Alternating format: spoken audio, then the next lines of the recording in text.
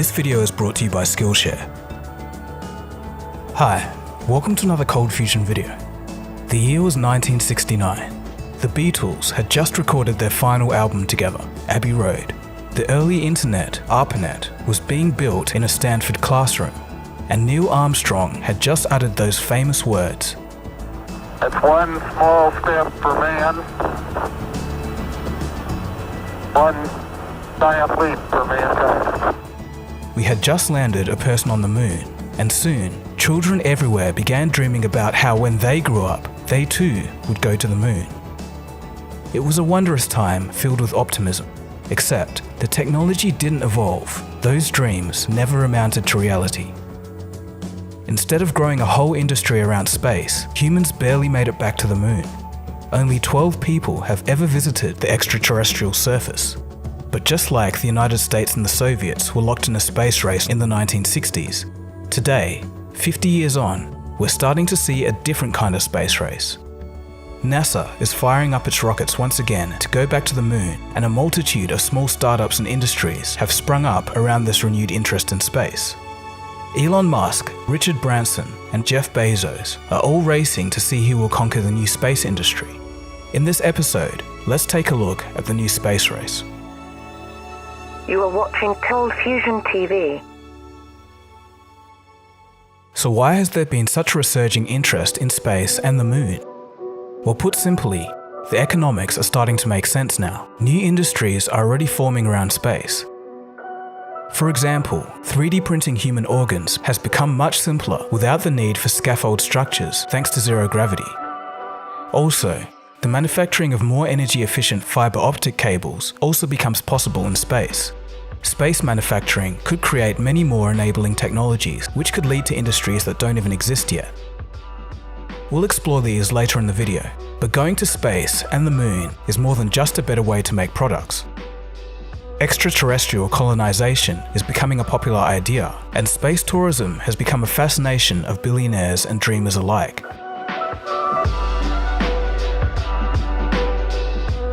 The Artemis lunar program is NASA's attempt to return to the moon. Companies like SpaceX and Blue Origin are competing to provide their services of commercial lunar payloads. The mission for NASA's Artemis program is to, quote, land the first woman and next man on the moon. The program intends to land on a never-before-visited part of the moon, the South Pole, by 2024. The mission would give astronauts 6.5 days on the lunar surface, more than double the longest duration of the previous lunar mission. NASA also plans to make good use of time on the moon by setting up equipment before the astronauts reach the surface and engineering a summon feature on their rovers so they can self-drive to the landing site of the astronauts. According to NASA, this is the first step in sending humans to Mars. Using what they learned during this lunar program, there is hope for a future Mars program to begin, and in their own words, the next era of exploration. I am the first NASA administrator that was not alive when we had people on the moon. I was born in 1975. Our last mission was in 1972. I don't have that memory. We cannot let another generation go by where we don't have that memory. We need to get to the moon. This is the Artemis generation. We need to own it. We need to take control of it, and we need to make it happen. As NASA turns to private companies to help them reach the moon, the world's richest man jumped at the opportunity. Jeff Bezos' Blue Origin has recently partnered with Lockheed Martin, Northrop Grumman, and Draper to build a vehicle which will deliver and return payloads including astronauts to and from the moon's surface. More recently, Blue Origin has showcased their lunar lander. It was called Blue Moon. They hope that this will be used in the 2024 NASA lunar missions. Bezos wants Blue Origin to help establish a lunar base and provide NASA with a cargo carrier service support to and from the moon. Blue Origin's vehicles are expected to carry 3.6 metric tons of goods. As he explained, it takes 24 times less energy to take off from the moon than Earth. Jeff Bezos is investing around $1 billion a year into Blue Origin, anticipating that the logistics of space could prove to be very lucrative. It's time to go back to the moon, this time to stay. And it's this generation's job to build that road to space so that the future generations can unleash their creativity. When that is possible, when the infrastructure is in place, just as it was for me in 1994 to start Amazon, when we have that infrastructure in place for the future space entrepreneurs, you will see amazing things happen. And it will happen fast. I guarantee it. People are so creative once they're unleashed. But the heat is on, and Blue Origin isn't the only one trying to win these contracts.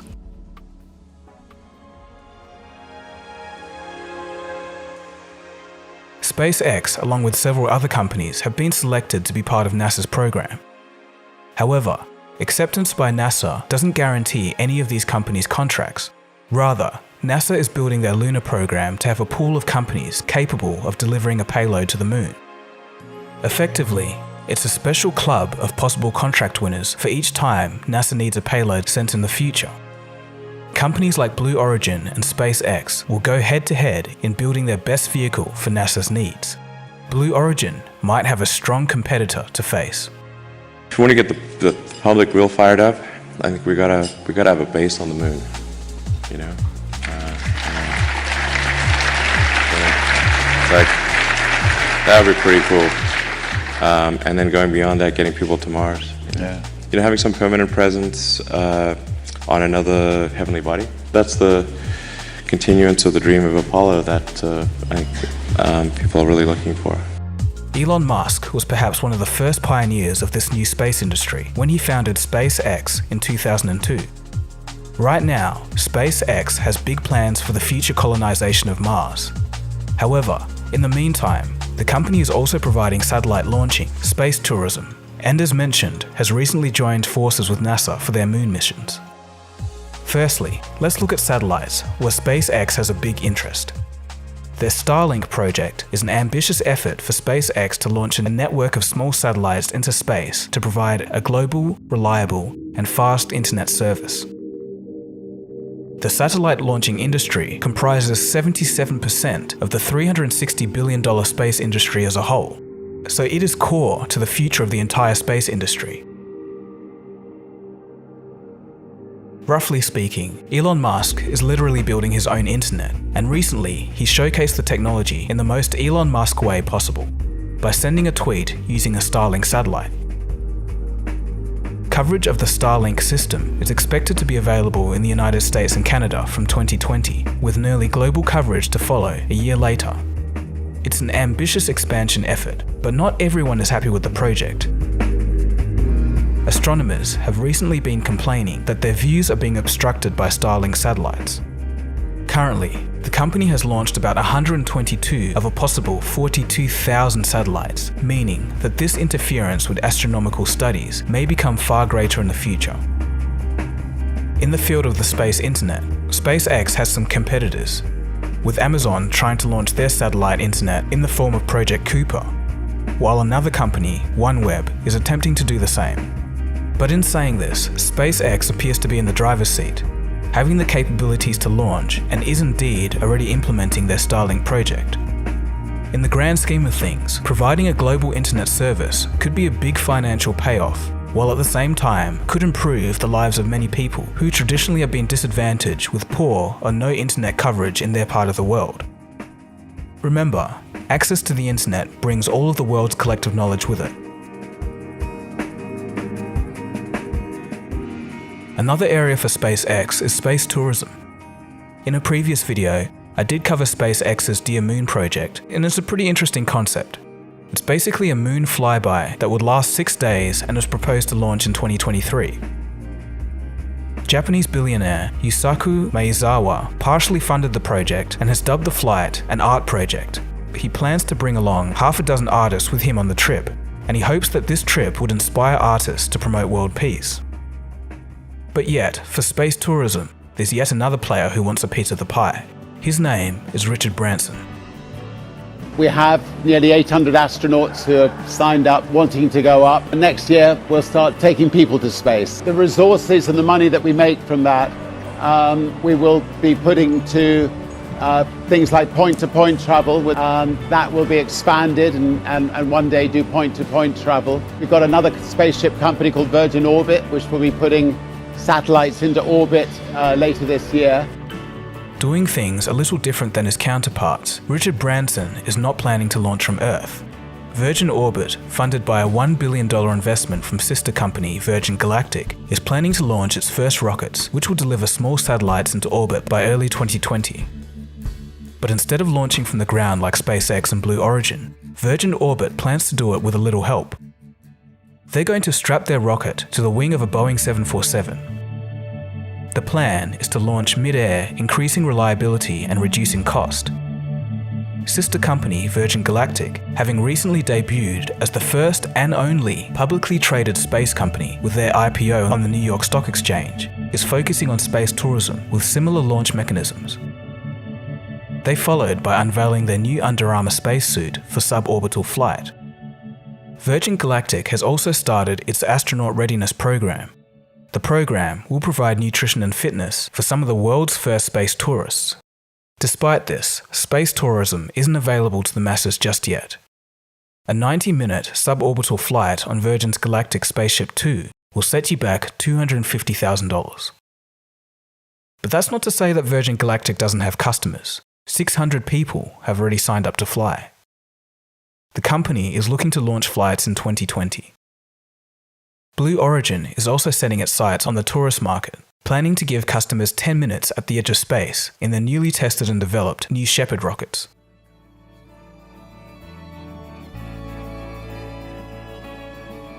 Along with the giants that are SpaceX, Blue Origin and Virgin Galactic, this emerging industry, dubbed New Space, has given rise to many smaller startups.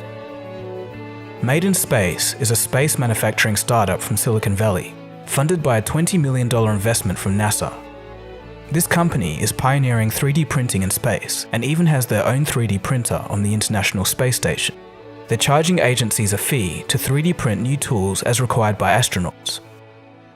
A company called Space Pharma has sent its unmanned mini laboratory to the International Space Station, where it's conducting experiments in microgravity. Another startup called Planet Labs is using its 200 small satellites to take approximately 1.4 million images of the Earth each day. They're using this data to help monitor and improve agriculture on Earth. And that's just naming some of the few companies delving into this new and exciting industry. So knowing that this is a YouTube video, there's naturally going to be cynical reductionists, and they're probably thinking, what's the point of all of this? This is just such a waste of money that could be spent better elsewhere. Why even go to space in the first place? Well, I've mentioned this in a previous video and it's worth highlighting again. Technologies that are developed and used in space travel could benefit all of us in the long run. Many things that you use every day have come to be thanks to NASA pushing the boundaries. Here are some examples. Digital image sensors were developed by a NASA scientist. His task was to engineer a miniature camera for missions. The CMOS, or complementary metal oxide semiconductor, is a type of image sensor that's widely used in smartphones and countless other mini cameras like GoPros. Enriched baby food is another NASA pioneered invention.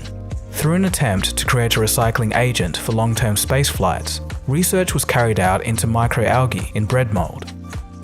The scientists who were part of the program spun this off to create baby formulas, and today, around 90% of baby formula contains the substance based off microalgae. LASIK technology originated in the 1980s from NASA's attempts to use lasers to track the docking of space vehicles. Eventually, this technology would fall into the hands of optometrists. LASIK allows people to forego traditional glasses and regain their quality of sight. And this is by no means all. The list keeps going. Thermal blankets, memory foam, portable cordless vacuums, freeze drying. NASA have invented or helped to pioneer in some capacity thousands of technologies. In fact, NASA's technology transfer program ensures that the research and development completed at NASA is passed on to the public to maximize the benefit of the nation.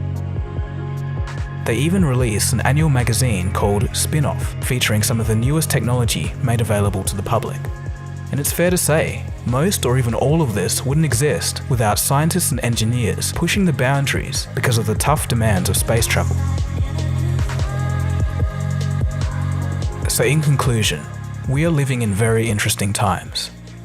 As one industry dies, another is born. And just as many people looked up in awe as Neil Armstrong took those first steps on the moon, we are about to take our own first step all over again. This time with renewed interest, better technology, and a better vision for the new space industry. New manufacturing possibilities in microgravity, the possibility of colonizing the moon and Mars, taking a vacation in space, the currently unknown but future spin-off technologies that can come from this are all great reasons for investing resources into building this new industry. What other industries or enabling technologies will we discover as we head into the unknown? Space may be dark, but in this instance, the future is bright. So what do you guys think? Do you think that we'll have a brand new space industry? Or are you completely skeptical and think that this will all amount to nothing? If you do want more on space, check out my previous episode. I'll leave a link after this. It covers the story of the first man in space and also explains why the Russians were so much better than the Americans at everything space related during the 1960s. So in finishing off, I do get a lot of people asking me how I do certain things like editing